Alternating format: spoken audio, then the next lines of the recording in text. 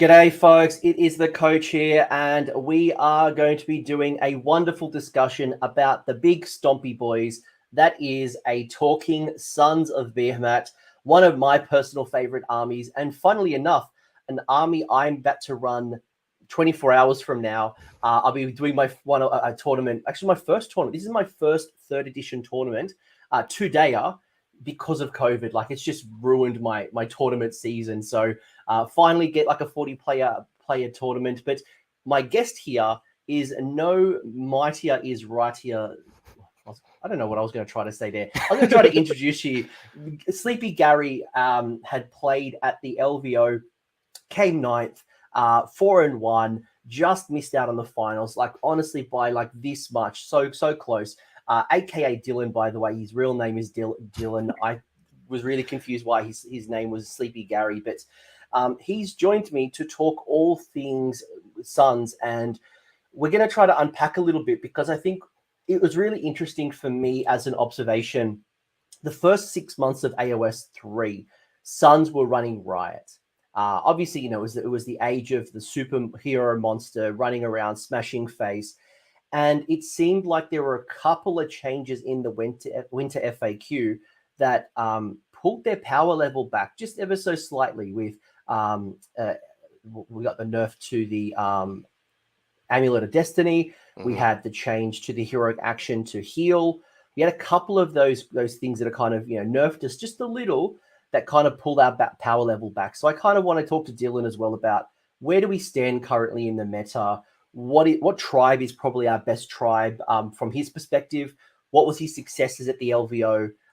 What did he learn along the way? I know there was a really heavy Stormcast showing, and we've obviously had the Rise of Dragons. So, how do Gargants kind of hang around in like that? That is going to be basically the show. So before we get into that, your introduction, Dylan, say hello to the internet. Hello, Internet. I'm Dylan, probably better known as Sleepy Gary, and confuser of many people because most people think my name is Gary. If you forget my actual name, that's fine. You can call me Gary or Sleepy Gary. I'll respond. I'm just a Rick and Morty fan, so that's why I like the correlation. Also, I don't sleep that well, so I'm kind of tired all the time. So I was like, Sleepy Gary, it works. No, I dig it. I regret not wearing my Let's Get Swifty hat, which cool. Occasionally jumps up on the show, but I thought I'd gotta rotate it a little bit. Otherwise, people might think I've only got one hat. Let's talk Suns, one of my favorite factions, because it is such a simple army. I'm a simple man.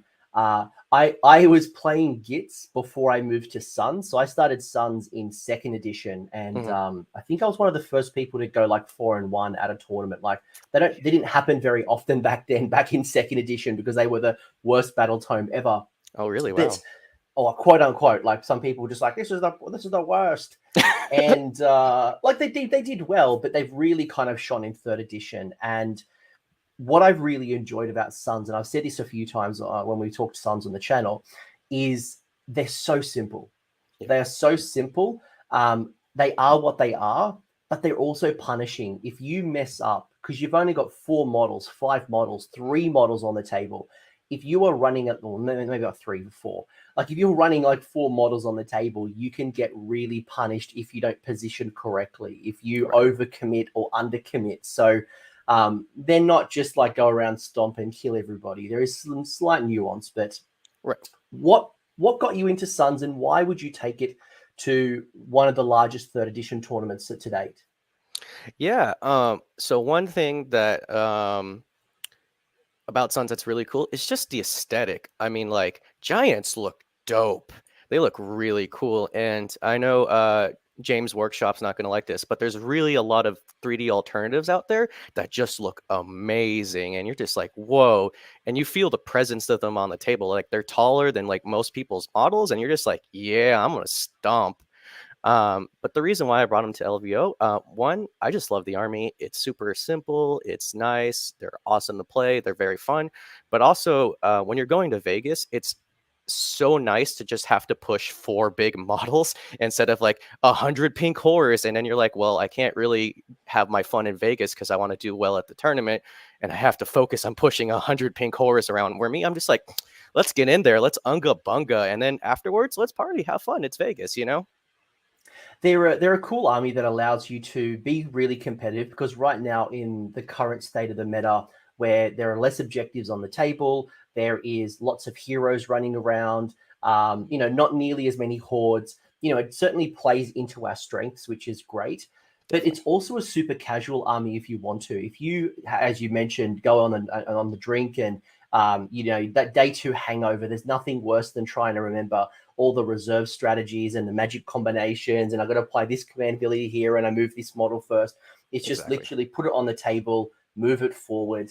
And it's funnily enough, I think the first lesson I learned with Sons is it wasn't put your models on the table and run forward. It's actually quite the opposite. You're very cagey. You're very much picking on certain parts of the battlefield.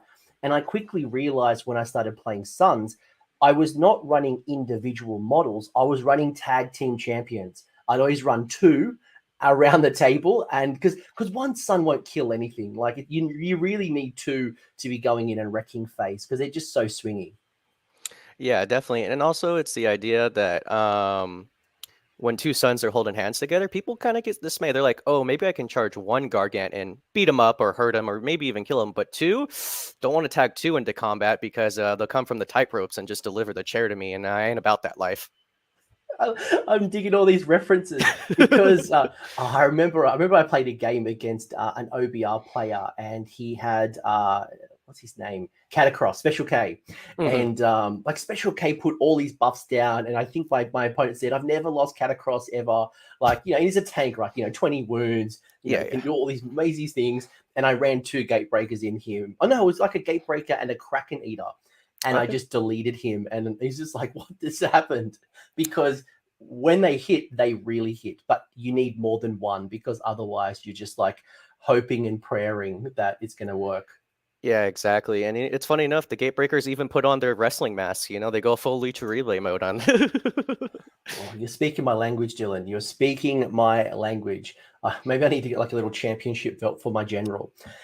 But I want to talk about LVO. So you went to LVO, you did incredibly well. So it was like 200 players. I think it was like 180, 190 players, somewhere around there. So pretty large, especially given that we're in the COVID times. You did incredibly well. They had a top 8 series that you just got knocked. You didn't quite make it, just by one place, because you were in ninth spot. What was your run like? Talk to me about the current state of the game, given we've had the Rise of Dragons and Stormcast have become increasingly popular. We've had a lot of shooting in the meta, with whether it's long strikes, bow snakes, sentinels, killer bows from Cruel Boys, whatever it might be. Lots of shooting. What did you face? What did you notice? And I guess, what should I be thinking about as a Suns player as I'm building my list? Yeah, so LVO had like an insane amount of dragons. I think like the most in any event so far. It was crazy. Luckily, I didn't have to play against them, but from talking to other people, I realized that like Suns actually doesn't have the worst time against specifically the dragons, because they're not super killy, especially against 35 model wounds. But it's the long strikes that hurt, that double shooting and stuff like that.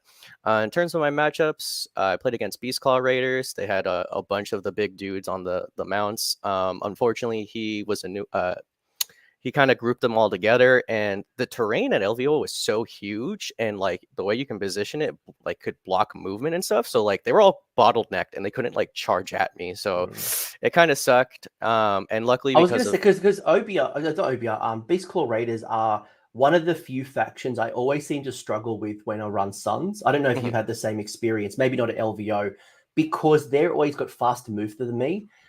They ignore a lot of my like stuffing in the pants abilities, but also they're the ones that are usually charging me, not me charging them. So they get to, I always find that they pick the fights, and it's a lot harder battle for me. Yeah, definitely. And, they're hungry lads, and Gargants look like a good meal. So they're just like rushing towards us. But yeah, terrain was definitely an advantage at LVO. I didn't like purposely try to like make it so where my opponent couldn't walk through stuff, but his bases were just so large. He was like trying to struggle in through there, and he wasn't able to get charges on me. And because they were all bottlenecked in together, I was like, all right, boys, let's party. And I just sent the whole group on into him. And unfortunately, it just kind of ended quickly from there.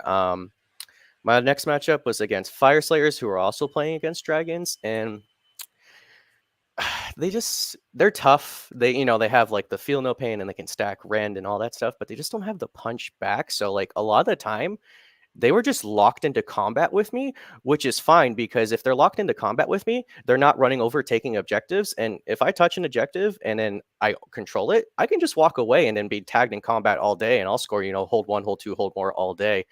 And he was trying to be cagey with his dragons, not just rush them in there and screen me out. But it's just when you count as 20 models on the point, it's really hard to contest objectives, especially with that big base.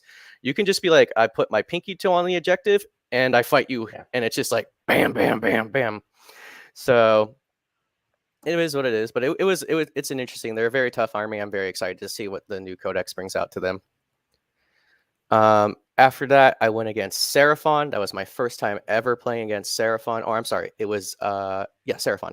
I was like, oh man, I'm kind of scared. They're like a very magic army. I'm afraid, like, I only have, getting into this later, but I only have like one caster.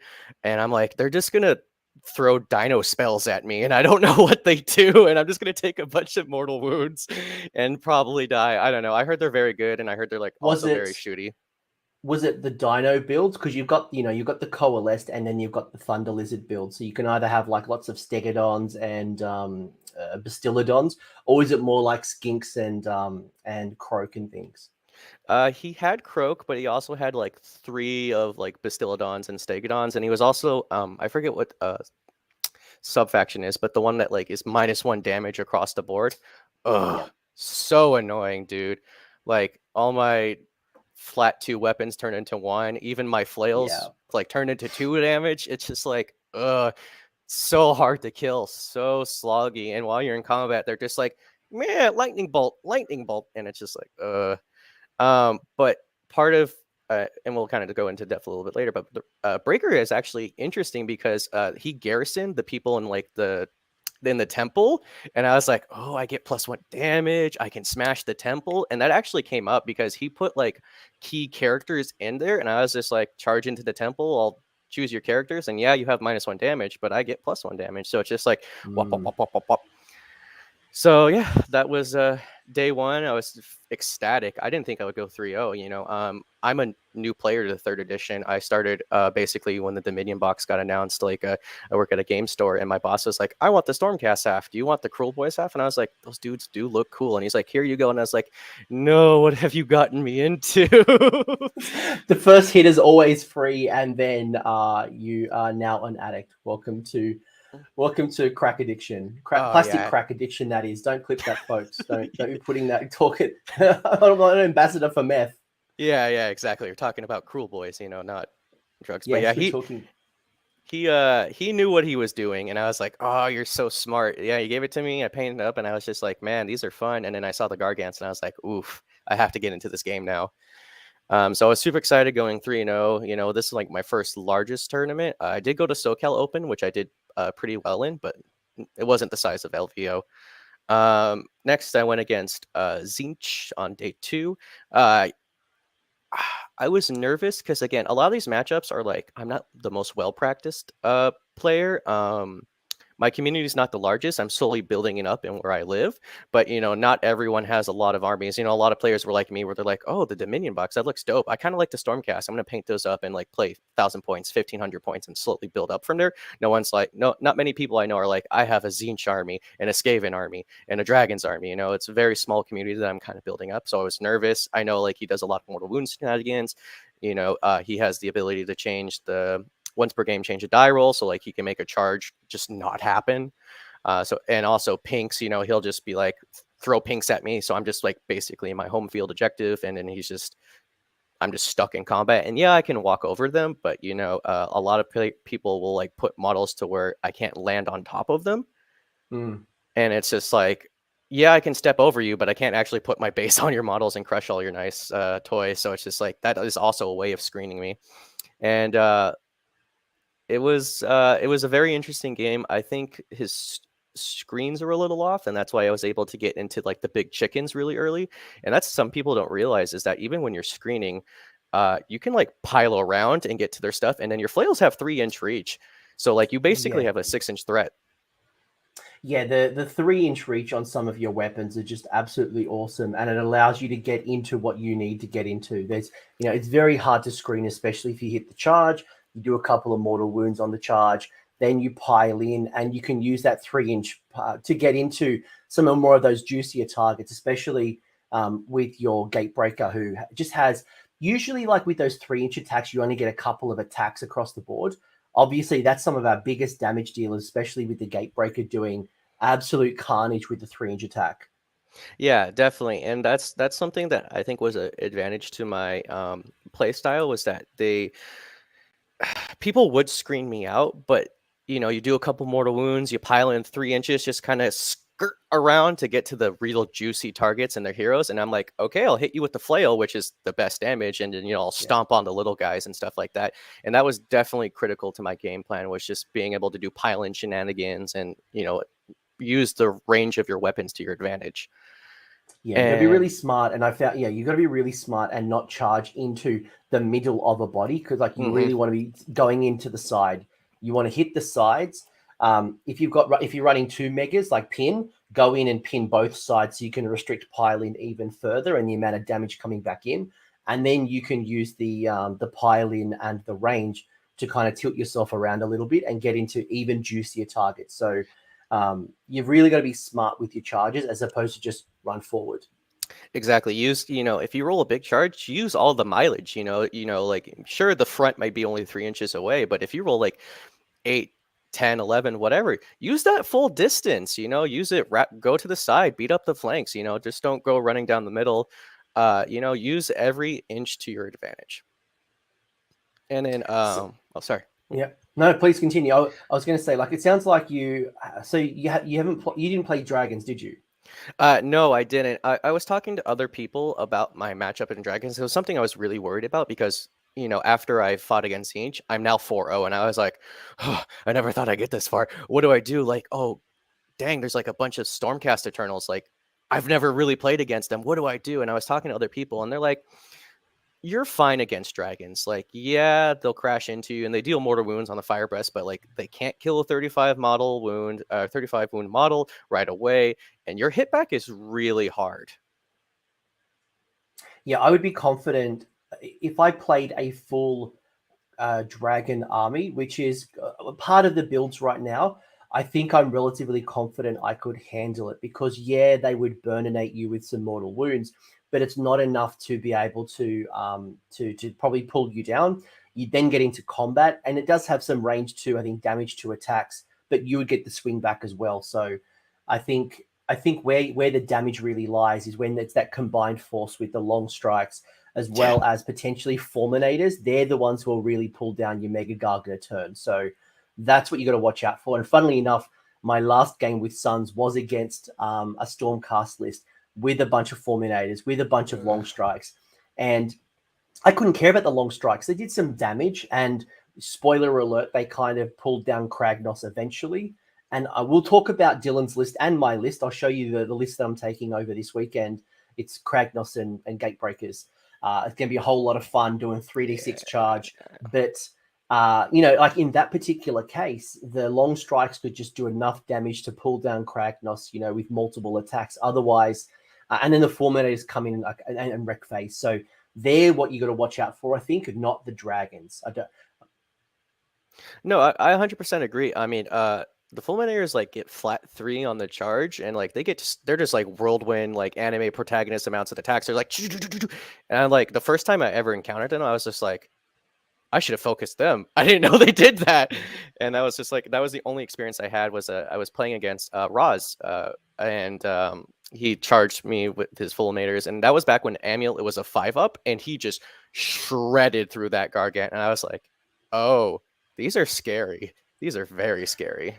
Yeah, they're tough. And like even like when I played this game, I was chucking all my rocks at them. And yes, they're Ren 3 and it's really good, but when they throw down a Mystic Shield and then they use all that defense, that really only becomes a Ren -1 modifier. And if you can stop Mystic Shield, it's okay, but it's quite hard to kind of deny yourself from Fulminator. So just keep that in mind.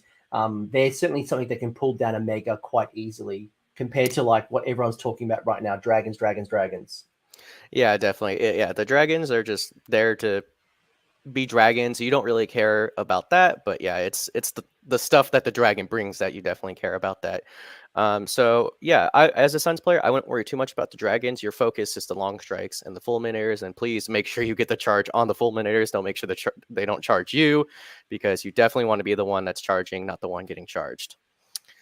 But yeah, I was 4-0. I was freaking out. I didn't think I would be doing this well. You know, I've been playing this game for like a year, less than a year. And going to round 5, I was playing against Noah, who is, I think, like one of the best destruction players and like top ranking ITC players. He's just gone from the coach to he was the coach. I think was he the coach for the American team, and Yeah. then he's just now been subbed into actually playing for Team America in the world. So clearly knows what he's doing. I think he topped 8 as well. He was in the top 8 with Iron Jaws. Yeah, he was. He was my round 5 opponent. You know, I didn't know who he was. But you know, people were telling me like, oh, he's really good and stuff like that. Also, super chill dude, which is great. And I know like a lot of people talk about this, but dang, the community is so freaking awesome in AOS. Like everyone is so chill and like here, have a beer, what's your name, can I get a hug, like all that stuff, you know.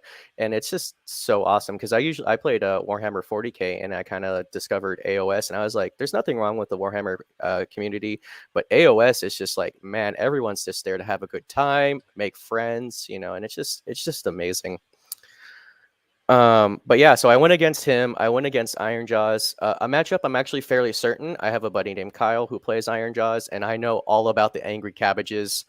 I know they can turn 1 alpha strike basically, and that's kind of what happened. You know, he went first. He was like, all right, I'm gonna activate Destroyer, Mighty Destroyer. You know, I'm just gonna hoof it with my angry vegetables into your lines. And I was like, turn 1. Turn 1, yeah. Turn 1. And I did want to talk about that because I mentioned the shooting meta, and I talked about a lot of the you know, the all the shooting stuff, right? And one of the counters to that is going to be that low drop, maybe even 1 drop, rush into your face and stop you before you can put down all of those buffs. And Iron Jaws is one of those ones that is quite scary. You know, it's them, it's the Lumineth foxes that can get into our deployment zones and pin us in and deny from scoring objectives. So talk to me about like what happened with the Iron Jaws, and as a Suns player, is this just an incredibly tough matchup? Is this something that, you know, with new insight you could do well? Did you even beat Noah? You didn't beat Noah because he has obviously gone into the finals. Yep, my only loss was to him, and that's why I got 9th. It's a tough matchup, you know. Suns is a DPS check army, and for people who don't know that, basically, like I'm gonna act like the big bully at school, and you know, you have to stand up to me. And some armies can't do that, and some can. And Iron Jaws is definitely one of them. They have the damage to take down a Gargant a turn, and if you can do that, your chances of beating Suns are very good. If you can kill a Mega turns 1, 2, 3, 4, you're probably gonna do well in the matchup. If you can't, it goes a little more to my side, and that's kind of the fun side of Suns, is that like, hey, can you stand up to me? If you can't, I kind of knock you down. If you can, we're gonna have a scrap going on. And yeah, that turn 1 alpha strike is brutal, especially like, you know, Wa gives them the extra rent, and then Destroyer with the flat 6 damage, and it's just like, okay, flat 6 like -3 rend, and I'm just like, I have a 4-up save. Leave my child alone. Yeah. You got to throw down finest hour as soon as possible. Yeah. With those types of alpha strikes, you got to throw down that +1 save. If you don't get like a mystic shield or any type of, you know, ability, you want to get as many pluses to save. And at least then you got an all-out defense here. You got a finest hour here, and you can kind of diversify or at least improve your chances. Although the piggies are probably the thing that does more damage against me compared to the mega boss on Maw Crusher. I mean, double cabbage obviously has the distance, but I always find the piggies do more consistent damage, especially when they're a unit of 6. Oh yeah, dude. The whole armor just does damage, especially that like Violent Fury just gives them +1 damage, and it's just like free. And I'm just like, oh, and they're so mobile. Yeah. Like Matt was saying, pinning Suns down turn 1 is huge, you know. Especially if you can kind of screen away, where even with Longshanks, which is an amazing ability, like people don't talk about how good Longshanks is. If you can put it where like I can't step my base physically over your guys to run away or get to an objective, I'm just stuck. And again, like they're the army that could out damage a Gargant and very easily kill one a turn. And it's just a nightmare to be stuck in turn one with that. You had one more game? No, that was the last games. game. Yeah, that was 5 games. But yeah, so basically he turned 1 alpha meat. He was running the double maw crushers and pigs, and of course the war chanters and all that stuff. But he crashes into my lines, and what I was trying to do was kind of deploy in like a triangle style, because that way, you know, if he tags one Gargant, he's gonna easily murk it before I get a chance to do anything. But if I can get 2 of his homies to help him out, maybe I'll be able to fight back. And that's a brilliant strategy, I find, is, you know, something, and that's again goes back to the tag team methodology, right? Mm-hmm. Is if they charge you, Beast Claw Raiders or your Maw Crushers charge you, you want to be able to best position that you could have 2 of your models, so you can bring the other friend in to defend, hopefully bring that model down, and then you move forward and do your thing. Because again, one mega won't do it alone.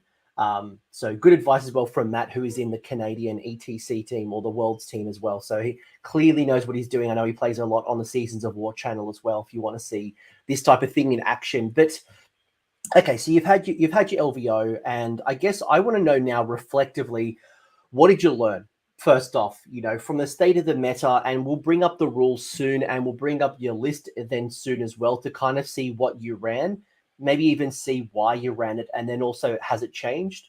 But where do you think Suns is currently, you know, in the current state of the game? And did you learn anything that maybe has got you thinking about a list tweak? Yeah, definitely. Well, first thing first is that LVO was a blast, and I think anyone who's kind of nervous about going to a major tournament like that should absolutely 100% go. Look, I'm a newer player. I haven't had a lot of experience. Like my experience was like play testing with my buddy Kyle, or playing like local RTTs at the store that I go to, and SoCal Open, and that's it. And I went into LVO and I was like, okay, if I do 2-3, be static, happy. And you know what? I had a blast, and yeah, I even did well. But don't be scared. Everyone is super chill. Everyone's looking to have a good time, and I highly recommend anyone that is going to go to a tournament, just jump into it. It is so much fun. Set your expectations. Good call out, Dylan. You didn't Yeah. explicitly call it out, but you know, especially at your first tournament, if you don't have a lot of experience, go in there with the intention of having 5 good games, having 5 interesting matchups, and meet 5 new people. You know, that's really your goal. If you can win more than you lose, happy days. If you've obviously practiced, and as you've said, you've gone to SoCal, you've done some RTTs at your local game store and things like that, then certainly, you know, you probably have a better expectation with your, you know, what you can expect. But just go there. And for most people, it's just like literally what I'm doing this weekend. I'm just going to go roll dice. I'm running Kragnos. I'm running mega-gargants. I have no intention of winning it. I just want to run forward, smash things, have some chats, have some laughs, take some photos. Yep. That's my goal. It's a 40-player event, and that's okay. You don't have to go 5-0. Yeah, exactly. And it's just so much fun. And also, everyone wants to have good games. No one wants to play Gotcha Hammer, where it's like, you activated my trap card. And you know what? I even like would help my opponents out, you know, and be like, hey, you know, do you want to do this? Be careful of this ability, stuff like that, because I want to win on skill and dice, not being like, oh, I'm stomping noobs, or aha, you didn't position this way correctly, so now I got you, you know? One other clan as well, and just why I really enjoy taking Gargants to events is because you have almost no hero phase. You do like the heroic action. You might cast a spell if you've taken Arcane Tome, but otherwise, like, I have no hero phase. My deployment is so quick that actually it allows me to have more time with my opponent. I talk a lot. I'll shit talk, and the great thing is, because I'm eating up time, it's just my time that I don't even need.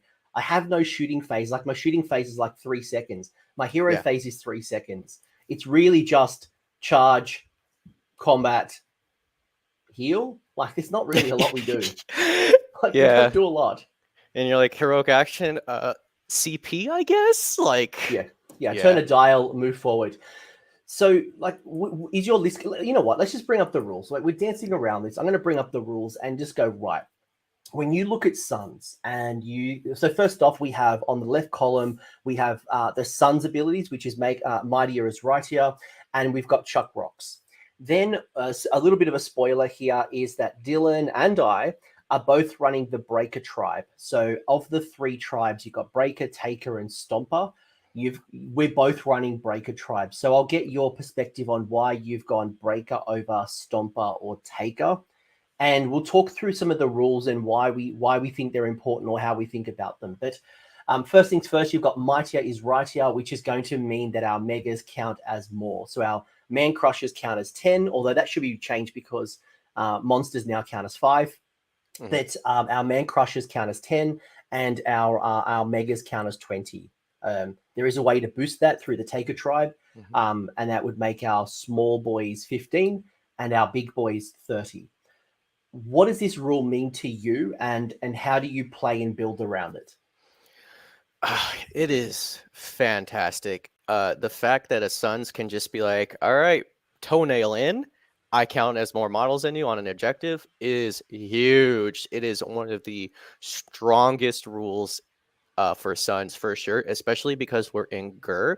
And if you're doing like an secondary that has to do with like taking over objectives where you get a bonus point for being a monster, Sons always get that. That's like also the secret hidden rule is that they're all monsters in battle line. It's just, yeah, Mightier Makes Rightier is so good. And like I talked about earlier against my Fire Slayer matchup, I could just be toe in onto an objective and still be fighting, and I still hold that objective just because I count as an obscene amount of models, especially now it's more like kind of an elite heavy meta we're going into, where, you know, you're not going against like 100 clan rats or something like that. It is very difficult to take you off an objective unless they kill you. So I learned a really valuable lesson here, and that also was that the toe on the objective isn't always the right strategy. Mm-hmm. And the lesson that I learned, I remember I think I talked about this on the channel a year or 2 ago. I played a Nighthaunt list in 2nd edition, towards the end of 2nd edition, and I put a toe on the objective. And this Nighthaunt player ended up putting on 40 bodies onto the objective. Oof. You know, 25 mil base. It was like 120 chain rasps I think I played against. It was like 3 or 4 units of 30 or 40. Like, it was just ridiculous. Obviously, you can only now do 30 on. But because they're 25 mil bases, if you just put a toe on the objective and you are playing someone with a horde, they can actually get more than 20 models on the objective. So in that particular case, the toe on the objective isn't the right play. It's actually to sit smack bang on the middle to deny anyone getting around. And if they do get around, it's probably closer to 10 to 15, and you still have the ability to retain the objective. Yeah, definitely. Luckily, right now, there's not really a horde meta right now. It's very like elite, big guys. You say that, but Nighthaunt's coming. Nighthaunt is coming. Nighthaunt is coming. That is true. But no, you know, what you're saying is still valid though. Like, yes, currently we are not in there, but you know, there are going to be Sons players who are going to join in the future, or even current bosses of the Stomp who are like, okay, how do I prep for the upcoming potential horde meta? That is a very good point. You know, stand in the middle, or even bring 2 Gargants. So that way you have 40 wounds on an objective, you know, or 40 models on an objective. Yeah, it's absolutely ridiculous, but yeah, cool. So, you know, obviously, first off, all our megas. What is always great as well is if you are running man crushers, like a unit of 3 man crushers, that's 30 models on an objective without going into the Taker tribe, because then it would be a unit of 45, which is just ridiculous. No one, I think, and part of the reason why I'm not using Taker tribe is I think at the moment it's overkill. I don't find myself very rarely, if any time, needing 30 bodies on an objective. And I mean, it's nice if I was running man crushers, because then they're counting as 15.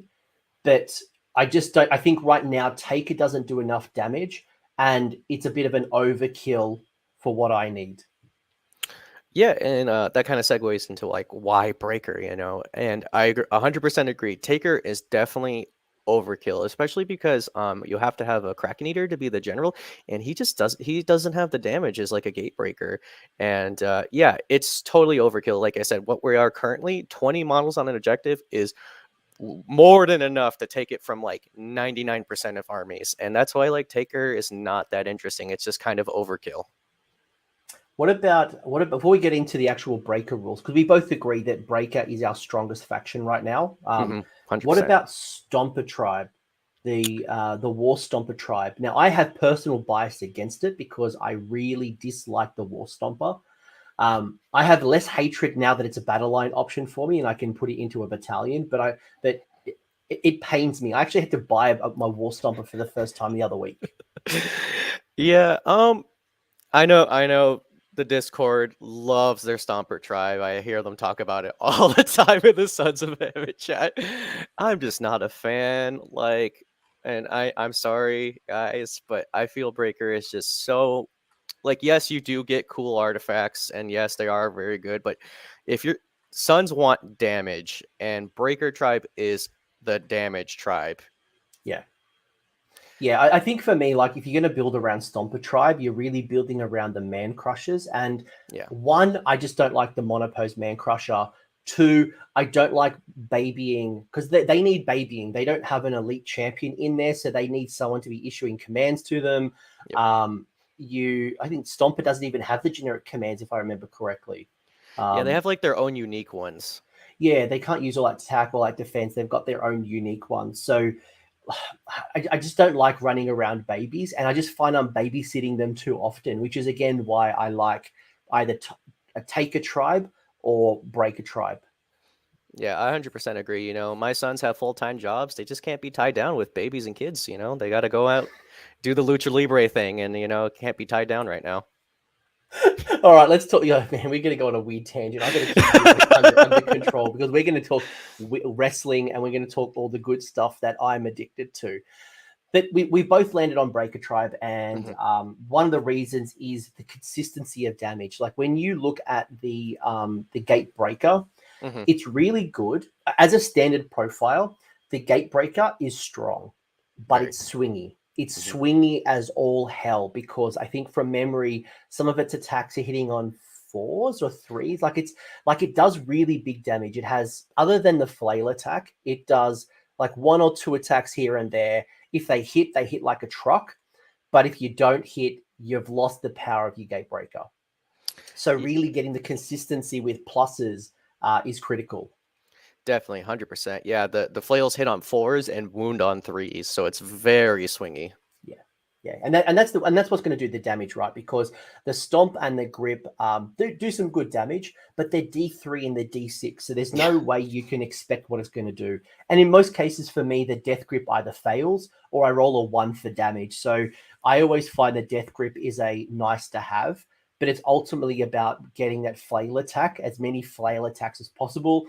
If I do Flaming Weapon, I'm putting it on the flail attack. If there's, Vial of the Manticore or any type of way to boost up any version of the attack, it is always the flail.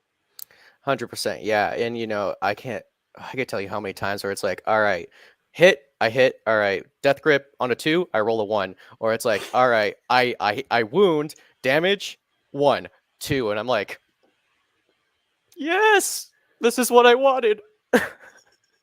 I will say though, before we kind of skip into this, like make no mistake, the boulder attack from the Gatebreaker is amazing. If it hits on a 3, wounds on a 2, but obviously you can bring that down to 2s and 2s. Ren 3 4 damage, it will just delete things. It's a really swingy thing. It's like a range 12, 18? 18 if they're unwounded. 18. Yeah, like it can do some crazy amount of damage if it hits. And the great thing is the profile doesn't degrade other than the range. But by then, like by the time you're taking damage, you're in the middle, you're chucking things. You don't need to be throwing 18 inches. Yeah, and you know what? I want to talk about the rock really quick, because I hope everyone can smell what's cooking. Is that the boulder is surprisingly really good. Like a lot of people don't expect it to be -3 rend, and they're like, okay, I guess I take it because I can't save, and I'm like flat 4 damage, and they're like, I'm sorry, what? Flat 4?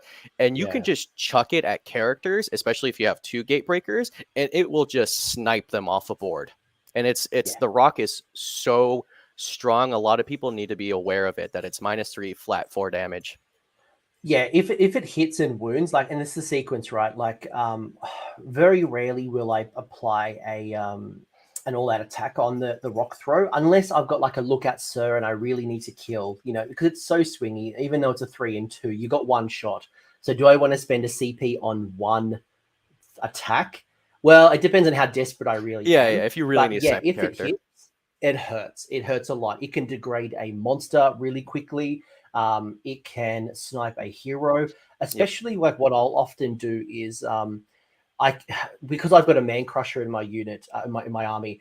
You can chuck the boulder, and if it's only got like one or two left, you can then go in and throw with the man crusher and throw its boulder as well. That once per shooting phase Yeah. boulder, because only one unit can shoot, which is bizarre. But you chuck them, and it could be that one or two extra damage that's enough to pull it down. 100%. And also another thing too is that you can shoot at screens because it's flat 4. It will just chunk away a whole bunch of screens, and now you can charge into the good stuff. By the way, we will talk about Craggy as well. So Craggy is in my list, Kragnos, and if anyone's been following the tournament scene, we've seen Squigs do really well with Kragnos and Squigs. We've Hmm. seen Bone Splitters and Big War, and we've seen a lot of these factions that aren't doing very well with Kragnos in. And I'll be playing with it this weekend, and I think it's going to be an interesting mix because it plays really well to the gate breakers and getting Hmm. them some really nice abilities. But you also lose a lot because when I look at Dylan's list and my list, I think at a tournament, Dylan's list is stronger because he's got more bodies, he has more wounds, and more control on the board. Kragnos, when he dies, it's 1/3 of your army. Yeah, definitely agree. And before LVO, I was actually thinking about bringing Kragnos, and there was a couple problems that I had with him. One is that his base is so big, it's easy to kind of block him out with terrain and models because he doesn't have Longshanks, so he can't step over terrain and stuff. So it's very easy to get that big booty blocked by a building, and then you're just like, oh, he can't really move, or I have to do like janky charges where I have to like bring it around town in order to get to the good stuff. And then also a 6-up ward isn't that great. It's not, it doesn't, I No. mean, it adds survivability, but it doesn't add a lot. And, a lot of people will just roar Kragnos. So and then hit him with decent amount of rend, and he's only 18 wounds. So like, you roar at him, he's on a 2-up, you hit him with a -3, and now you're on 5-ups, and he'll just eventually melt away. So I struggled. I played this Stormcasters I was talking about last week, and Hmm. they had the long strikes, and they've also got a once per battle shoot in the hero phase, and they do 2 mortal wounds on a 6, right? So Yeah. you know if they do battle regiment to be 1 drop, they are going to get 2 shots essentially before I have a turn, and that means that they can seriously degrade, if not kill, something like Kragnos if the dice are favorable, and then you've lost 1/3 of your points, which is then not enough. And I realized, and that's why I say to you that your list is superior to mine because I don't have that. I have a linchpin. If you pull out the linchpin, I lose a lot of my force. I lose a gatebreaker. Cool, no problems. I've still got a gatebreaker. I've still got 2 war stompers, and you've also got a lot of matchups. Good question from King Clamo. What do we think our toughest matchups are with SOB? Definitely stuff that shoots very well that can just pump in a bunch of shots before you can get in there. Thankfully, Unleash Hell has been changed to where it's not as bad, but back in the old Unleash Hell, it was awful to charge shooting armies. And in any army that can pass the DPS check is also very hard. Something like an Iron Jaws or any other army that just has a high amount of damage with a high amount of rend, because we're only on a 4-up save and we don't have a lot of wave to save stack unless you are for sure taking an Arcane Tome for Mystic Shield. Other than that, it's like best day ever and all out defense. And sometimes you get roared and then you can't all out defense and you're just like, Yeah. Well, that's actually another reason why I like to go Breaker Tribe instead of the others, because Roaring, which denies us to use all-out attack or all-out defense in the combat phase, can really, again, neuter. We don't have a lot of CP, right? We don't have a lot of natural command abilities to apply. So if we lose all-out attack or all-out defense, it could really hurt us, because then that 4-up armor save could easily go down to a 6 or no.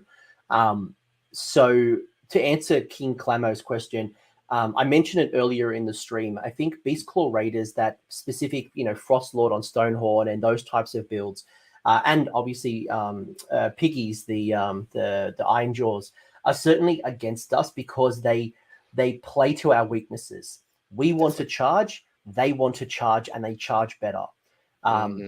All the abilities that we have, where it might be their armor save or potentially the amount of wounds, like if we want to do like stuff in the bag or any of those types of rules, they often have more than 3 wounds, so we don't get to tap into that. So depending on what the type of build is, I think anything that can do what we do but better. I'm really like, if I'm against Beast Claw Raiders, the only thing I've got is a better Mightier is Rightier. Yeah, 100% agree. Basically, the idea comes to, can they keep us at a range from doing what we want to do? And like the way Beast Claw Raiders and Iron Jaws do it is like they keep us out of range by locking us into one place so we can't go out and control objectives and charge them. And the way shooting armies hurt us is that they physically keep us out of range because they're just like, I'm going to shoot, long Sentinels are shooting behind all the board edge and they're just like, I don't need line of sight, lol. So like, yeah. I don't care about Sentinels though. Like they do chip damage. They're going to take out minor heroes and small wounds. It's more of like the double shooting bow snakes and the long strikes that would annoy me, or the man skewer bows or the killer bows or even like Iron Drakes from Cities of Sigmar. They're the models that worry me more than Sentinels because they're going for like fishing for mortal wounds on a 5 or a 6, but they're not doing the output that will pull down a mega.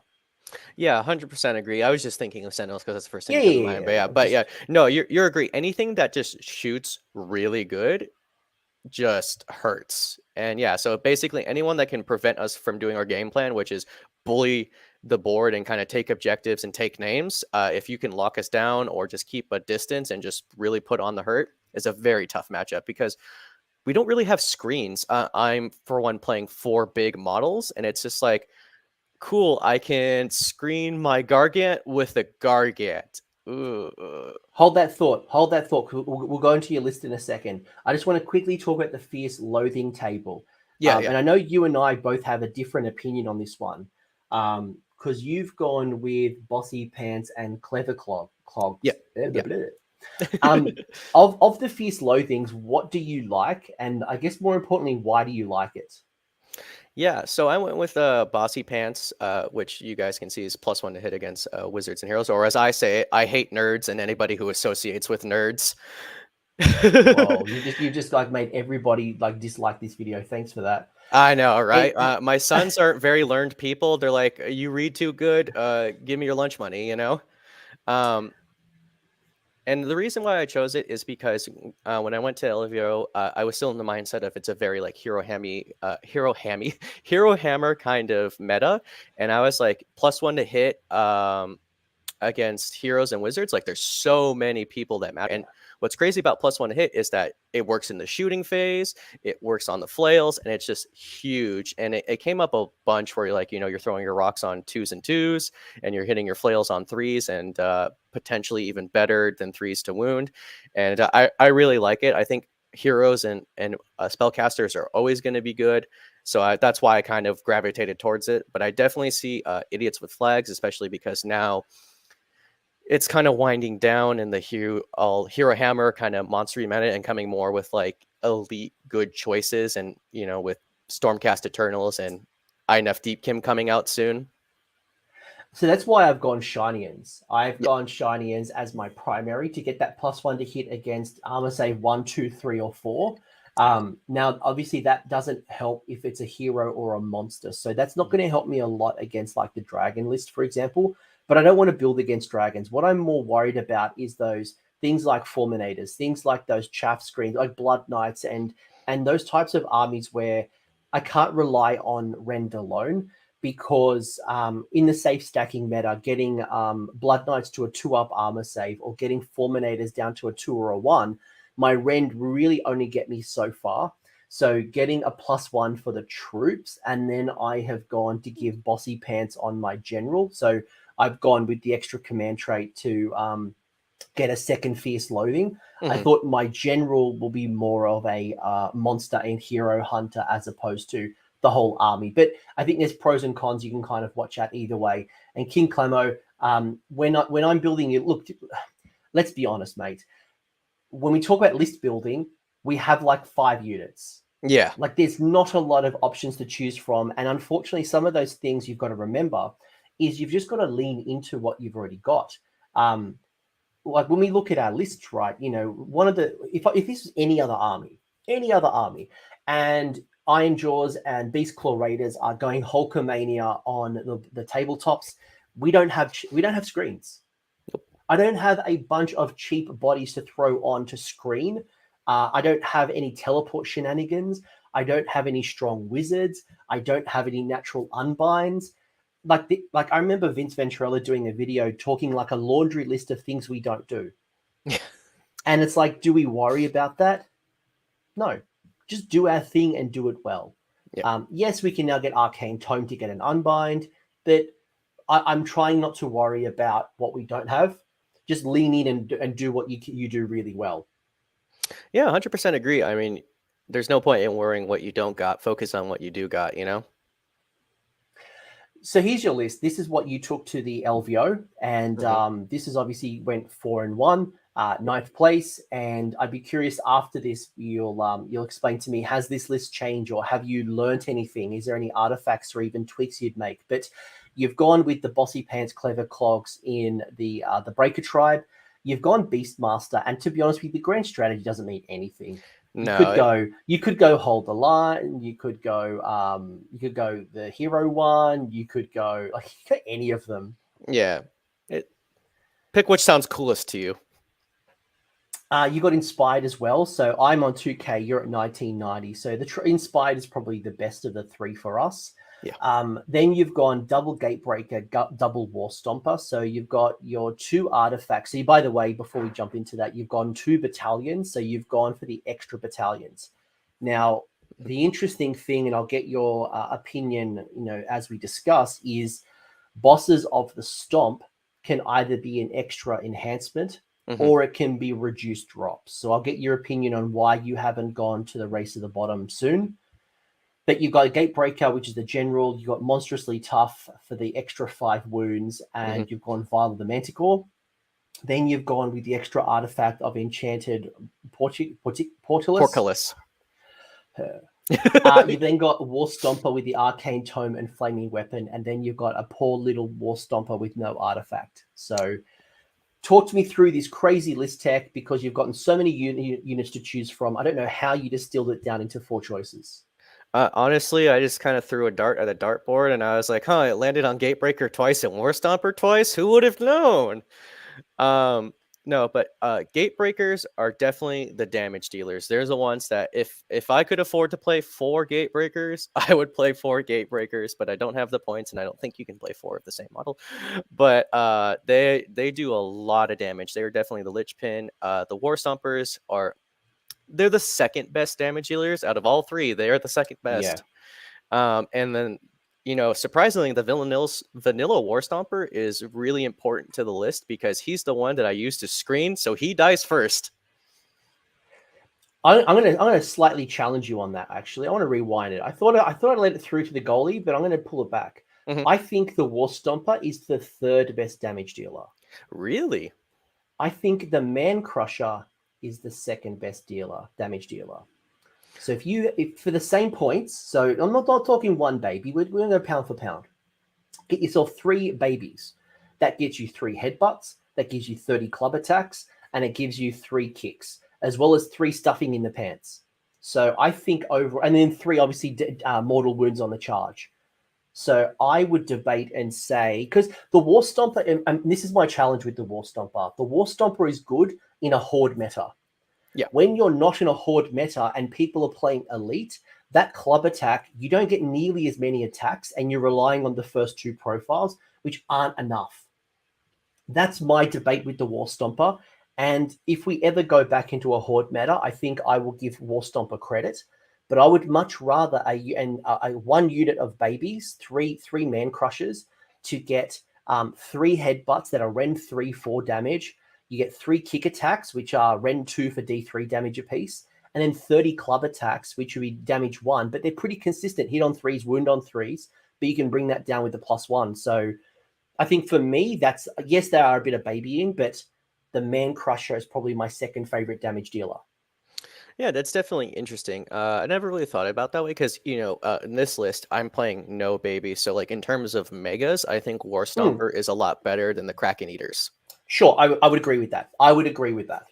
Yeah, and but it is an interesting conversation to have. Like, are babies worth it, kind of? And right now, I think going for megas is the way to go, or like a Kragnos mega and like one baby kind of thing. Yeah, no, I think the double bosses of the Stomp is good. If you went what I just said, you'd only be able to take one of those battalions, so you would lose one artifact. So I guess it's the pros and cons on what do you get versus what do you lose. But one thing I do like is that the man crushers, even in a breaker tribe list, would get to benefit from the allegiance abilities because it is breaker and it is war stomp man crushers. Yeah, exactly. And what's really cool about because I know the War Stompers don't get the Legion's ability, you can like tag them up with a Gatebreaker because now you can like roar the unit that you want to fight and then Titanic duel with the War Stomper. So it's Yeah, kind of like in a way you're getting the best of both worlds. But yeah, the babies do get the abilities, which is nice.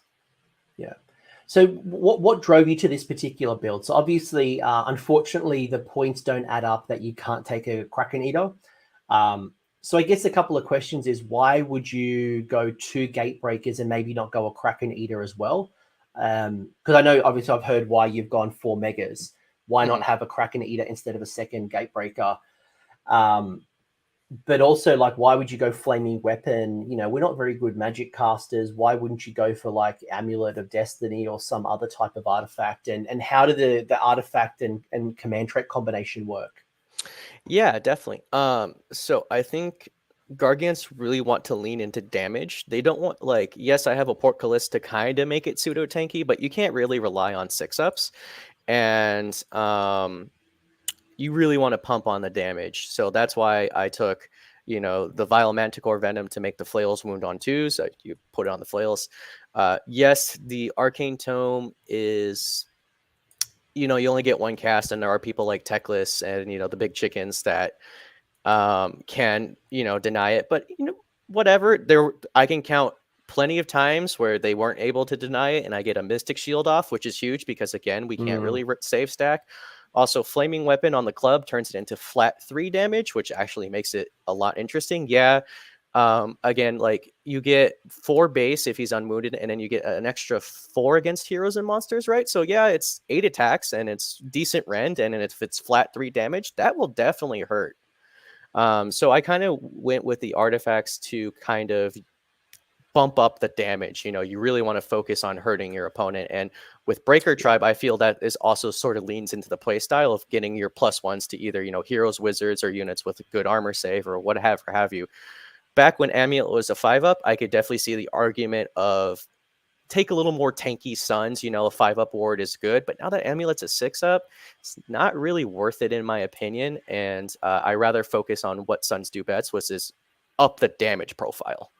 Which is, funnily enough, a discussion that we were having last night before we went into the stream is I've been toying between monstrously tough and getting a different command trait. And I went obviously with getting extremely bitter. And I'll Mhm. bring up my list soon. And I got myself a second, what's it called? Stupid, fierce loathing. Yeah. And the reason for it is I thought, right, do I want 5 extra wounds, or do I want to get a plus on something I'm good at?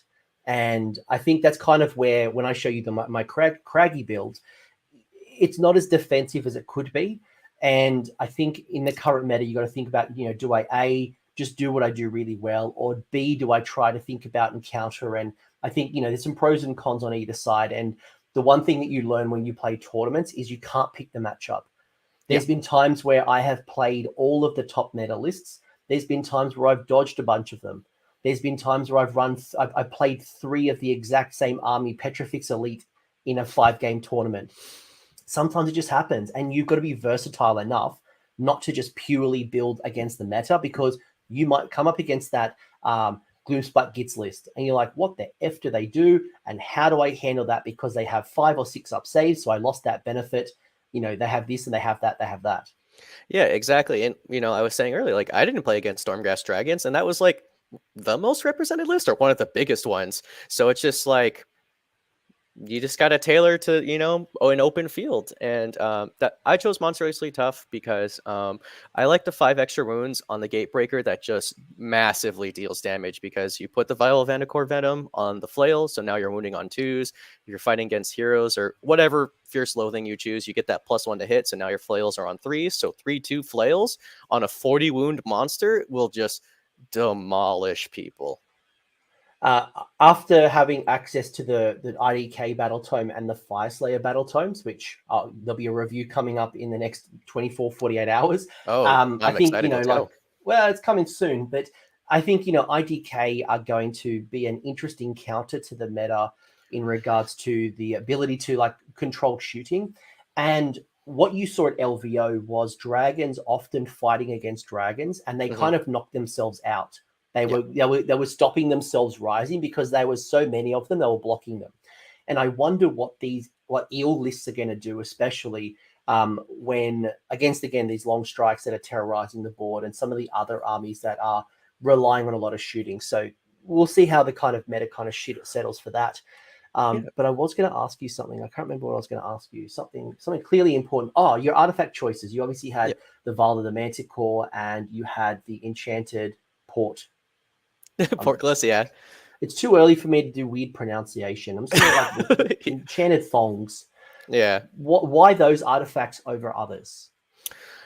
So Venom is just because it like we said, Breaker really wants to lean into their damage, and Venom is a really good generic artifact that makes the flails a little more consistent, right? We were talking about how swingy they are because they're normally 4s, 3s, and now, depending on what you fight, you could be on 3s, 3s, if you choose a different Fierce Loathing and it doesn't quite match the profile, you can do an all-out attack to make it 3s.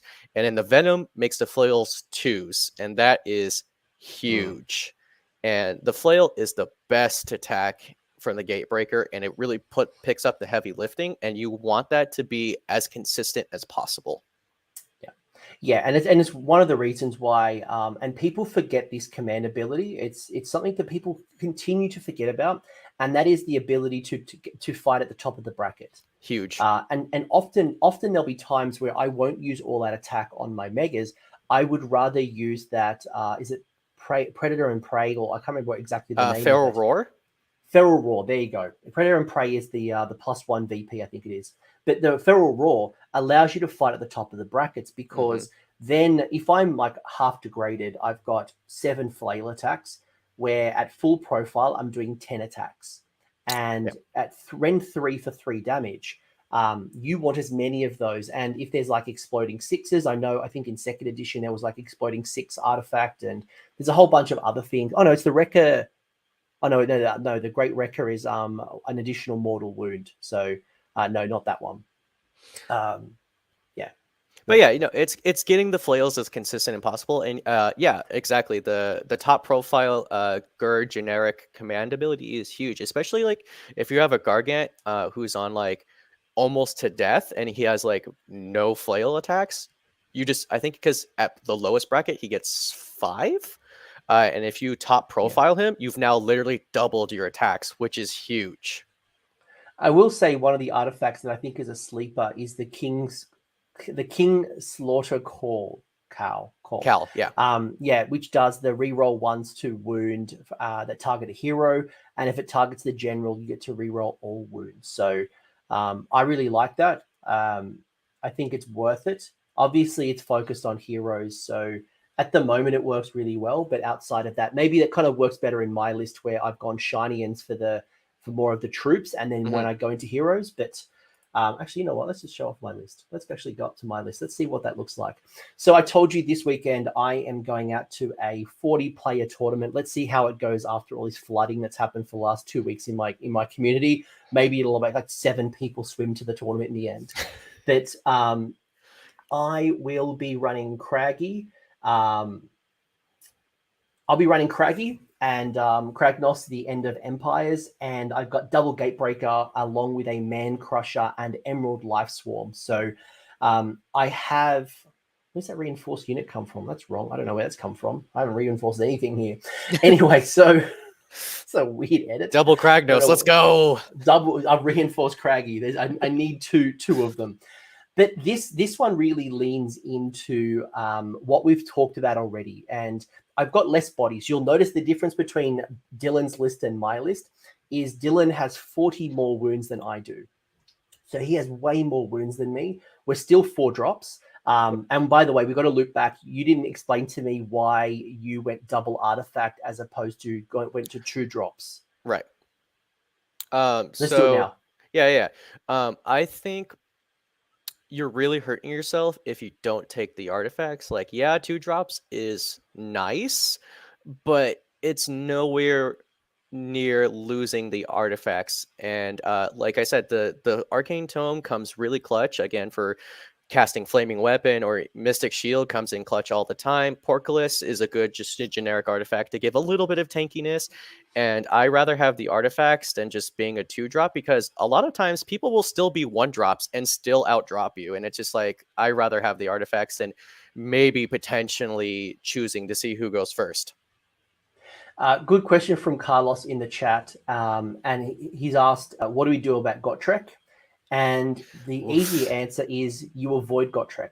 You run from him. He's a scary man.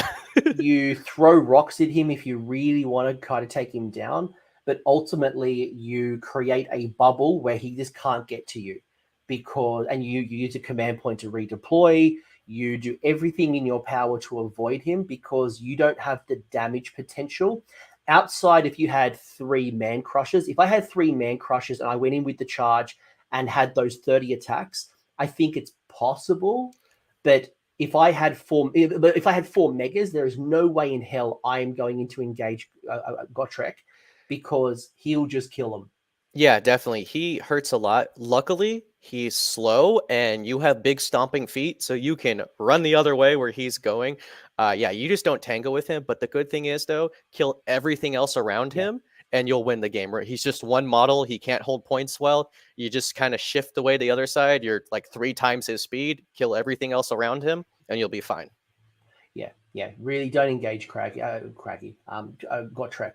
Anyway, the list that I've got, right? So I've gone in a very similar build. I've gone double Gatebreaker for that damage potential and really doing a whole bunch of damage. We both have the Vial of the Manticore. I explain a little bit why I've gone the Fierce Loathing of Shinians, because I want the pluses to that 1, 2, 3, or 4 armor save, as long as it's not a hero or a monster.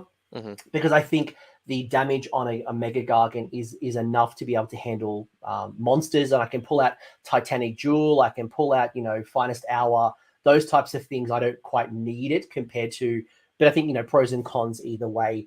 And for my general, who is going to be more of the hero killer, I've gone on and given the +1 to hit against monsters and heroes and stuff, right? Yeah.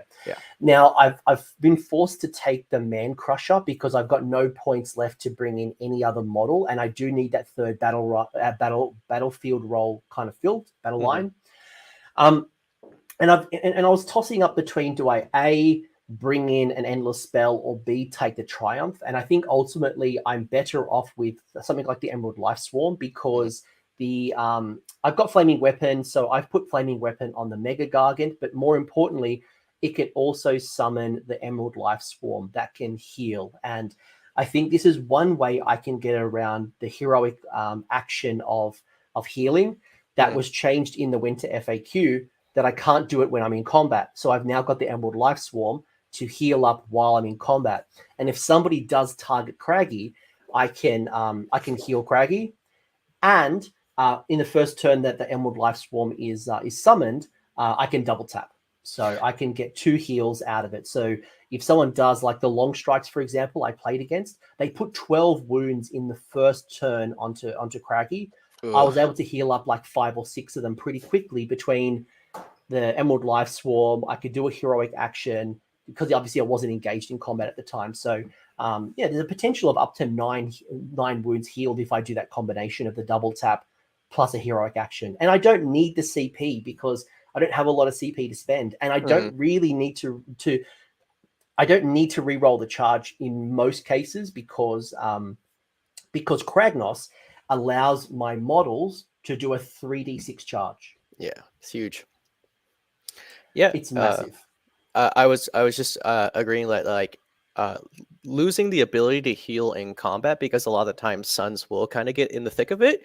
Having a heal that goes off all the time unless it's dispelled is just huge, especially because Kragnos, you know, has less wounds than a Gargant, so he really does kind of want to heal up, especially if you're against an army that just does straight mortal wounds, because you can't, his 2-up armor basically just becomes a 6-up at that point, and you're like, ugh. So yeah, you definitely want the Lifestorm to kind of tag around the goat boy for sure.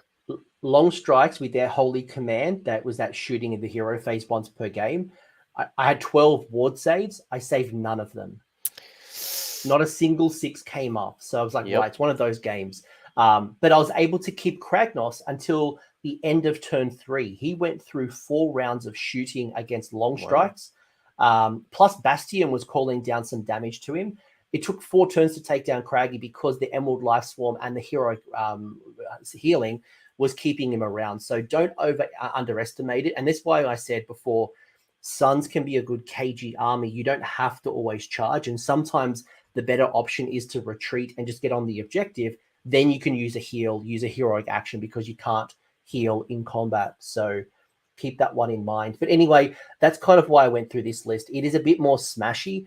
And against against 1-drops, I'm screwed. Like, it is what it is. Like, they're going to do what they want to do, and I've got to accept that. Yeah, whatever. But so so do you. You've just got 40 more forgiving wounds than I do. Yeah. In this particular list, though, if I've got Sentinels, I've got those shooting attacks, you know, I have that threat range to get them into turn 1. So I can slingshot them up the board. Gatebreakers have a 12-inch movement, plus a 3d6 charge. I can really get most places on the board in turn 1 if I need to. So that's the logic behind it. And it's a bit, like I said, it's a bit of a smash.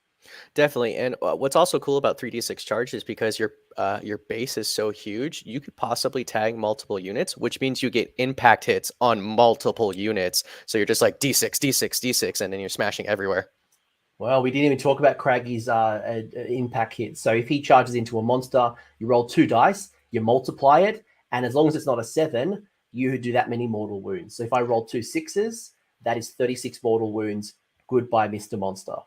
Yeah, definitely. And even if you don't roll well, it's the fear factor of it. People are afraid of Kragnos because they're like, wait, you're telling me you could do a potential of 36 mortal wounds? Doesn't even matter if I roll 3s all the time, you know? It's the fear factor that they're like, ooh, I don't want to kind of tango with him because like the potential spike is there and I'm afraid. And as Damien's pointed out in the chat, you know, one thing that we haven't really acknowledged just yet is the new edition has less objectives. It has more objectives closer to the center of the board. And it means that I think the smaller boards work really well in our favor. You know, I struggled at times in second edition when you had, I remember a game against Kharadron Overlords it was Scorched Earth, where there was 8 objectives, 4 on each side. And I've only got 4 units. So it's like, if I sit on my objectives, I'm going to get shot. If I move off my objectives, they're just going to fly high and take my objectives. So it's like damned if I do, damned if I don't. There's not nearly as many of those situations for us. And I think, again, that's why we compete quite well with the smaller boards, less bodies on the objectives, easier to control. You know, there's all these kind of things, right? But you can absolutely, look, can you retreat and heal out of combat? Well, no, not in the same turn, because a retreat would happen in the movement phase. There's no way to retreat for us in the hero phase. So you'd be doing it at the bottom of the turn, hoping for the priority roll, or not even for the priority, because you can do a heroic action heal anyway. But well, it's you'd be doing it in preparation for a heal. Yeah, and Carlos, what we were talking about earlier is a lot of times we want our we're big heals in the format, so we want our buddy to tag team. So like if you have a wounded Gargant and a full health Gargant, you retreat that other one, maybe get him back to an objective, wait a turn, have your health boy just wail in and then heal him on the next turn, and then get the charge, because charging is very important for Gargants, and you want to be the one charging, not the one being charged. So it's actually good to kind of fall back, wait a turn, heal up, and then charge back in.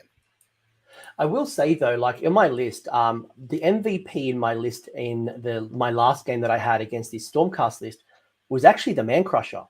That one solo Man Crusher was actually my MVP.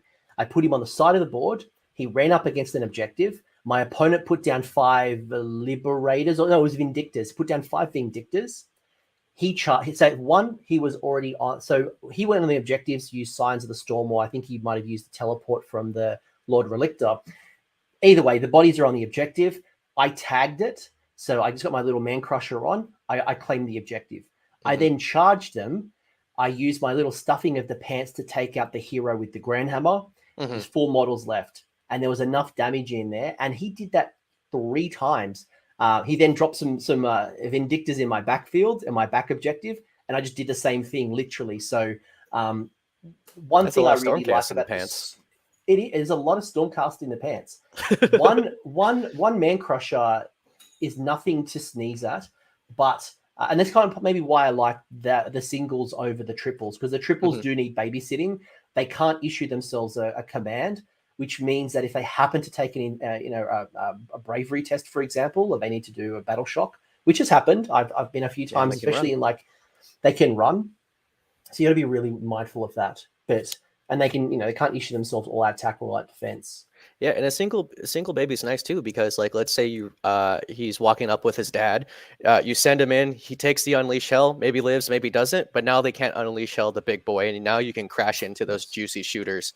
And sometimes, your opponent might just ignore the baby because you send him off into the corner, he steals an objective, and they're like, sure, I can devote resources to killing the baby, but I also have, Kragnos or, 3 other megas or what have you, kind of taking up the board. And it's like, how much resources do I devote to this one little baby? And it's like, it's hard to say, right?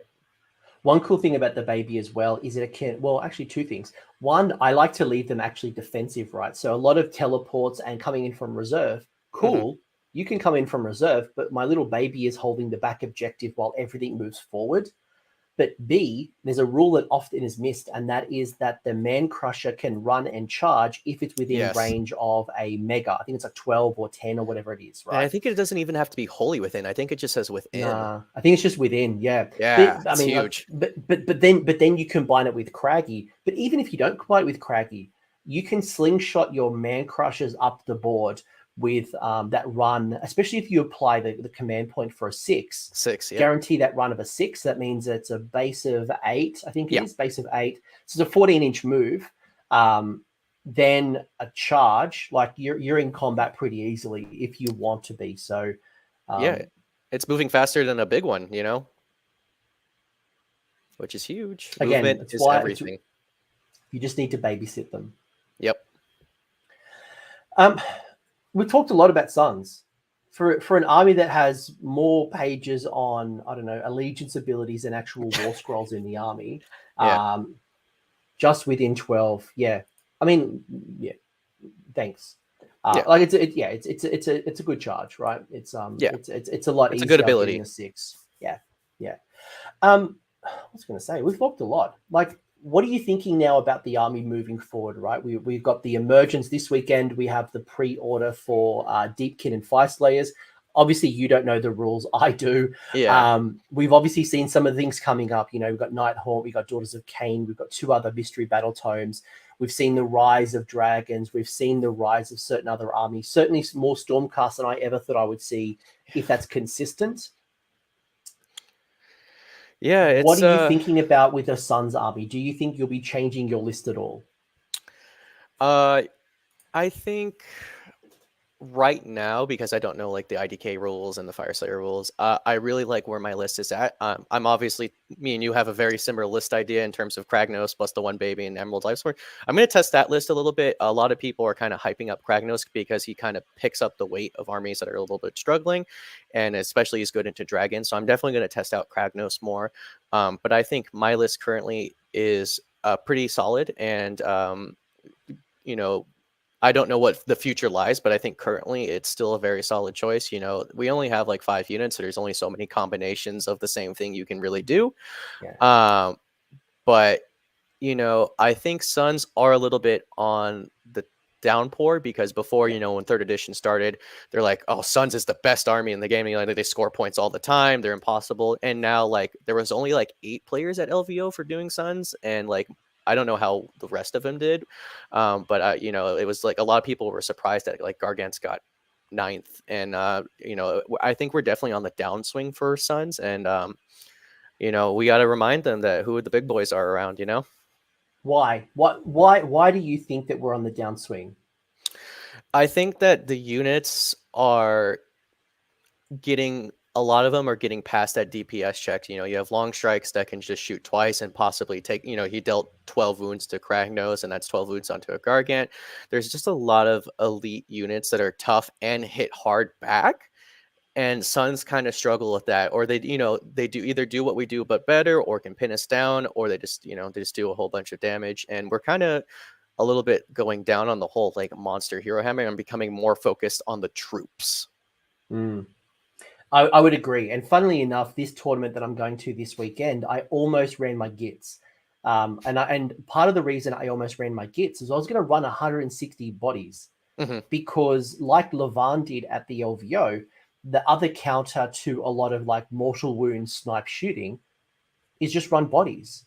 Run so many bodies that I don't care if you do like 10 mortal wounds. Guess what? That's 10 grots. I still have 148 grots, and then I'm going to bring back half of them when the unit dies.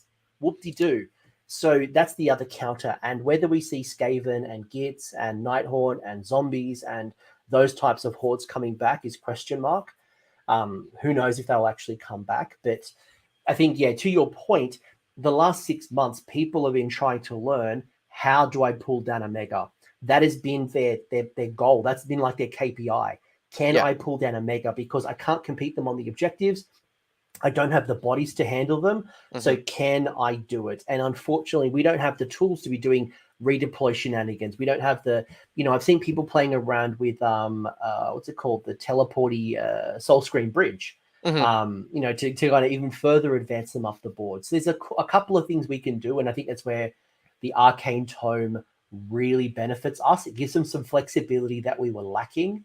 Definitely. But realize that when you hit the tables against Seraphon, Zench, Nagash, insert all the names here, you are at a disadvantage and you can't rely on Flaming Weapon, Emerald Life Swarm. You need to have a plan in mind on how you deal with that.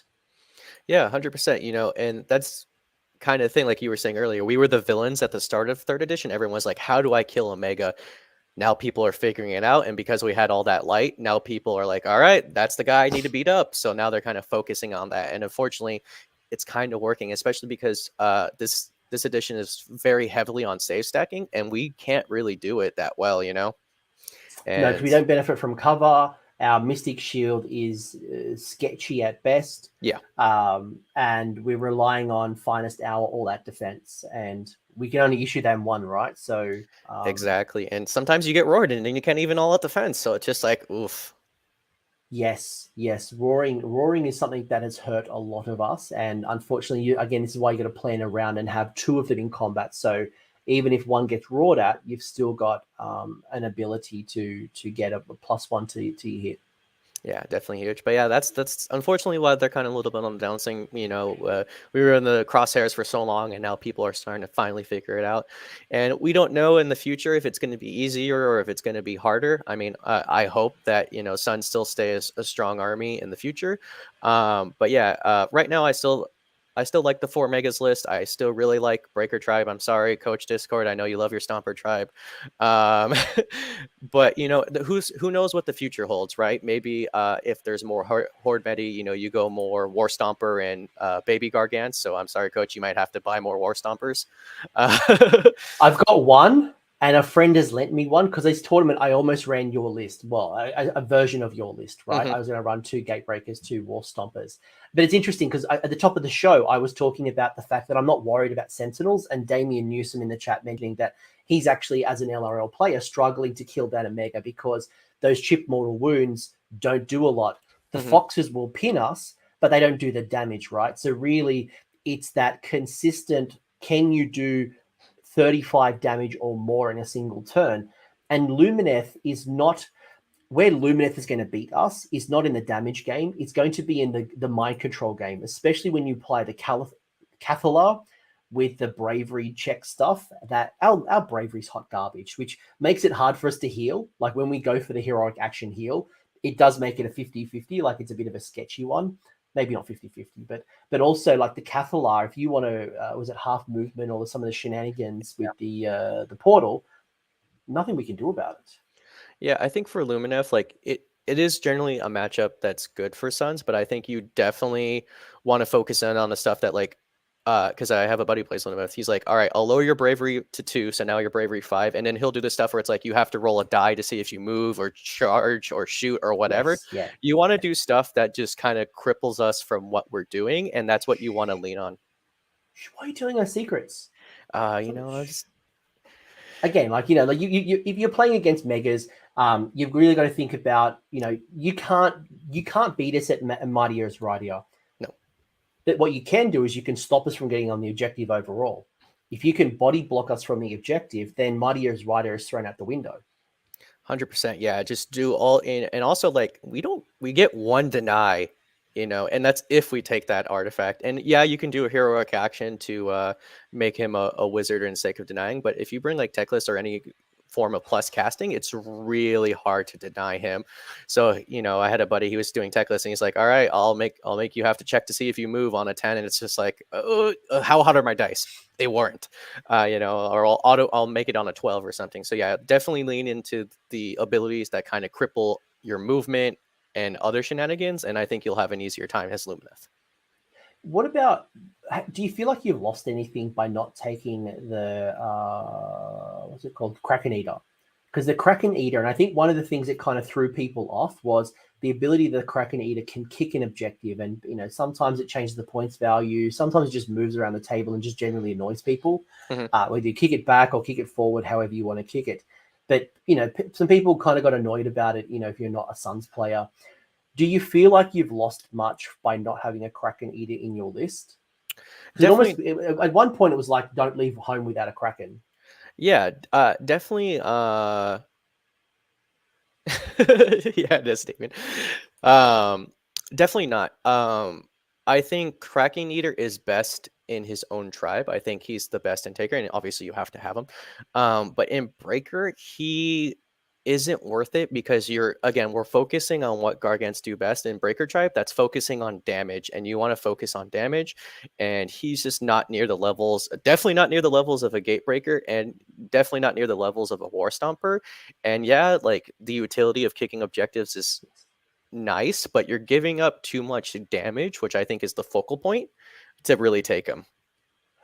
He does offer some good stuff, right? You know, when you do the piling, you can take D3 models out of coherency, and that could be a whole unit's champion squad, right? You could take the banner, the champion, and the musician. One, they wouldn't be able to issue commands for themselves, but 2, you could even break coherency. And I know one of the trips, I don't like this trick, I never use this trick, that you can do the takeout of the unit at the end of the combat so that there's no chance for your opponent to pile in and bring back into coherency, which would then mean that half the unit would be deleted because they're not coherent at the end of the turn. So that is a move. I don't like it. I don't use it. But even just being able to pull out those special weapons, those, you know, elite units like the champion or the banner is always helpful. And I always found the Kraken Eater's shooting attack gave me a bit more consistency. I can't rely on the Gatebreaker for throwing rocks. The War Stomper doesn't do any rock throwing. Nope. The Man Crusher can only do 1. It's D3 attacks. If you got a unit of 3, it's D3 attacks. It could be as little as 3. It can be as high as 9. And they don't hit well. No, they hit on 4s, wound on 3s, rend 1 for D3. So if they hit, they're good for clearing like chaff screens and things, but they're certainly not hero killers. Right. But the Kraken Eater's shooting attack, he's an overall good utility, I found. But yes, he's like the jack of all trades, but the master of nothing but kicking objectives. Yeah, exactly. And I said, like, if you're playing Taker, obviously, because I've played the Kraken Eater list where you like play 3 Kraken Eaters and you're just playing soccer with each other and you're just like kicking objectives. But I think, you know, he's lacking on the damage, and you definitely want to focus on the damage if you're doing Breaker at least, you know. I wish one day we get some allies. I would like some allies. Yeah, or like a new Gargant that's like I saw someone's idea where it's like a shaman Gargant where like they're actually like some sort of caster. That'd be really cool. Or, you know, maybe a unit champion for the babies so they don't have to pal around with their dad all day while they're at work. And I think there's one thing that hurts, and we're missing a couple of things. There's a couple of things like I would love the man crushers to have the same coherency as the dragons, Mm-hmm. and the eels as well. The eels got that through the Fury of the Deep. Don't Yeah, try to the get me, 3 inch. guys. I didn't leak anything. I didn't leak anything from the NDA. It was from Fury of the Deep. I would love the ability for man crushers to have the 3-inch coherency, because you find that when you have a unit, and this is probably why I don't like man crushers as well, is you've got to pack them in really close, Mm-hmm. and it's hard to get the headbutt in when you really need it, because it's a 1-inch attack, right? Yeah. But if I had 3-inch coherency, I could get more of my attacks in, and I'm paying a premium for those man crushers, so I want to get the most of it. Yeah, definitely. I 100% agree with that. Cool. Yeah, I too would like a priest or a shaman at some stage, even if it's a man crusher, like a man crusher shaman. Give me a little wizardy hat or a priest like staff. I will totally be on board with that. Yeah, 100%. That'd be dope. Is there any final comments or any other thoughts or anything that you kind of want to share with the Gargant community that you've learned from the LVO that you'll be taking into your next series of tournaments with the big boys? I think for me, the meta or the landscape of the competitive scene is slightly shifting right now. Not triggered necessarily by the Winter FAQ, but more about 6 months there has been like 5 to 6 armies that have been really terrorizing the competitive scene, and we all know them, right? Right. People are now finding ways to crack through that shell, and you saw at the LVO, Cities of Sigmar does really well. Yes, Gavin did really well, good with his Stormcasty style cities, but then you also had the Phoenician. You had zombie focused Soulblight Gravelords. You had Ogre Moor tribes with the Beastclaw Raiders. So people are finding ways to crack through, and the top 8 probably isn't what people would have expected before the Elf kicked off. You would have thought Daughters of Cain would have been in the top 8. Wasn't there. Lumineth Realm Lords wasn't in the top 8. Seraphon wasn't in the top 8. Yeah, okay. So what you would have expected in the top 8 was not actually in there. So I think we're starting to find responses and finding ways around them, or people are just getting bored. But anyway, back to you. Any final thoughts, comments, or things that you want to share before I kind of bring this home? Yeah, Sons is a fun army. Don't get discouraged by the price tag. There's plenty of cool alternatives out there. I think that's a reason why a lot of people kind of shirk away from it.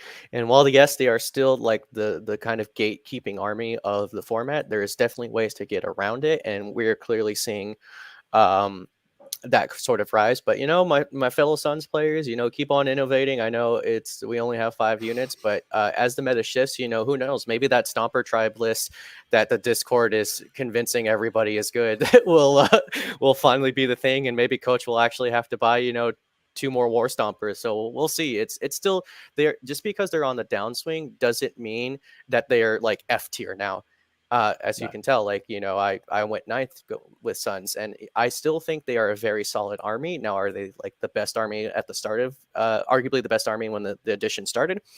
No, probably not, but they are still a very, very strong choice. And, and also they're just fun. They're just a lot of fun, and I think you'll have a good time. And also, like we were talking about earlier, it's so nice and relaxing to just push 4 to 6, 7 models, and it kind of takes away the stress of like, I have to position this way so that way I can't like get tagged this way, and it's just really relaxing.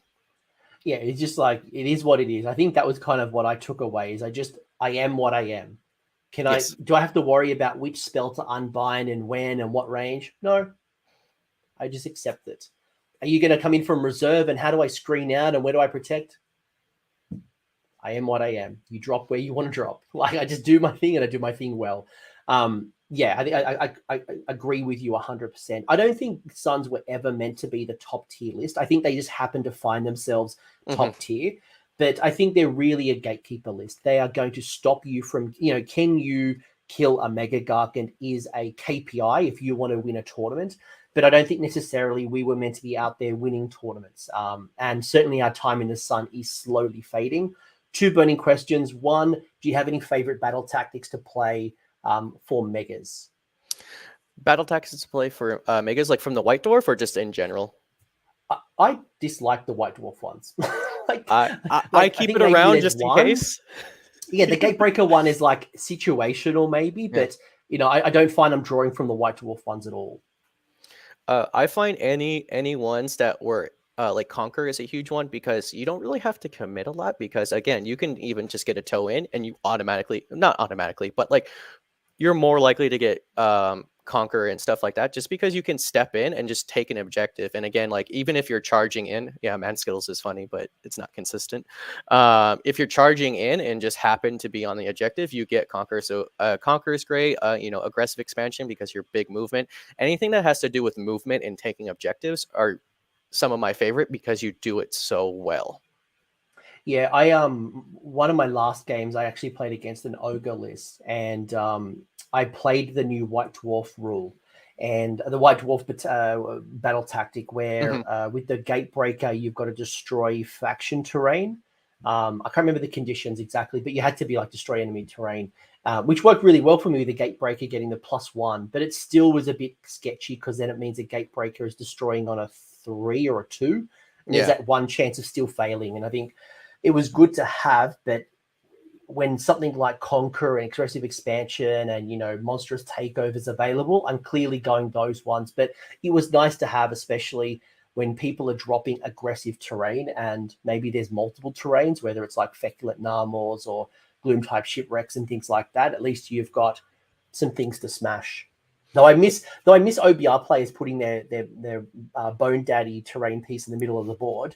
I always smash it turn 1. It was my favorite thing. I think I've smashed at least 5 Nexuses easily. I almost bought a Nexus to break actually, and then put on the tag. I got to that point where I was breaking Nexuses for fun. Oh, there you go. That's what's up. Yeah, you definitely want to go with like the more consistent battle tactics. Yeah. And the move-based taking over objective ones are arguably the most consistent because, you might choose like Bring It Down, Slay the Warlord, or Broken Ranks, and then you just flub on dice and you're like, oh, I failed a battle tactic. Or they redeploy. Or they redeploy. Yeah, that's also huge. Whereas in your movement, Gatebreakers move 12, War Stompers move 10. If you really need to, you can tell them to run faster. So you're very mobile. So I really like those mobile take objective secondaries for sure. Last question, and I know you kind of touched on it. Do you have any deployment advice for Sons? Because I think that's part of the challenge, right? Is that we don't have screens. We don't have, like, we got potentially 4 or 5 models at best. 10 if you go the Stomper tribe. Do you have any tactical advice on how you think about deployment? Is it the same deployment every time? Do you have some conditions with, like, would your army deploy differently with Iron Jaws versus, I don't know, Lumineth and Daughters, or what's your thinking here? Yeah, I think deploying, I kind of like to keep them, keep them together, right? Friendship is magic. You want to keep them together. So I kind of like putting them on like one side of the board or the other side of the board and like kind of conversing towards the middle. Or you can kind of keep one center and then 2 in the middle, and then that way you can kind of figure out your plan for the generic deployment. Against Iron Jaws, because I know they're going to try to go for that turn 1 alpha strike, I went with a triangle deployment as best as I could. So that way, if he is tagging charging me turn 1, you can get multiple tags in there. So any matchup where they're super speedy, I would kind of deploy in a triangle movement, and that way they can guarantee tag multiple. If you're playing babies, like you said earlier, and we were talking about, I kind of like putting a baby off in the corner and then sending the big boys towards the other side. And it's like, do I focus the baby or do I focus the big boys? So it's definitely matchup dependent, but I would say my generic deployment was usually 2 in the corners, or like 2 in one corner and 2 in the middle. But always make sure your boys got your back. So make sure, you don't want to spread out too thin, because then they'll just take you out one by one. Yeah, there's plenty of times where I will either run them in tag teams, or at times I'll actually run one of them as a trio. So I will just absolutely concentrate my 3 megas into one part of the board, destroy it, and then spread out. Because again, I don't trust my megas. 1's not enough. Sometimes 2 is a bit sketchy, but 3 is definitely overkill. And most armies can't handle 1,500 points of mega-gargants in one round of combat. And you just collapse that absolute monster hero, or that, that super buffed up unit. And once that's collapsed, you get into all the, the juicy center of the army, and you kill those support heroes, right? So I either like to go triple and there's crush, and that was what kind of worked on Catacross and Archaon and a few other superheroes. Or one thing I like to do even is I'll do like a little force in the middle and then have 2 megas on the flanks, and I'll basically bring them in like a pin, because they're like, well, where do I focus? And the megas have such good movement that they can swing pretty easily from one side of the board to another. So if somebody destroys the objective in turn 3, I can swing a mega pretty quickly to where the other objectives are. So I can swing things like that. Yeah, 100%, 100%. But there's plenty of sorry, a bot went through talking about hot men, and people are like, yeah, are you already watching Hot Men? Yeah, we're talking about Sons, so there's nothing hotter. Talking Sons. All right, Dylan, this has been awesome. We could talk megas forever. Funnily enough, there's only like 4. Oh, I'd be remiss. Forge World has a mega that I think is complete trash. I hate the bone grinder. I hate the bone grinder. It is a poor man's version of the Gatebreaker. In the ye old days before Sons came out, it used to have a 6-inch pile-in, and I dig that. It lost the 6-inch pile-in. I don't like it. I want to pass it on to you. Do you have any thoughts about the bone grinder? It's a cool looking proxy, and that's It's not. It's not. Like when you look at the bone grinder and then you look at the others, it just looks different. Like it's just such a breaking of immersion. So again, another reason why I don't like it. It reaches certain people's aesthetic. Sure, go for it if you like that old-timey kind of style.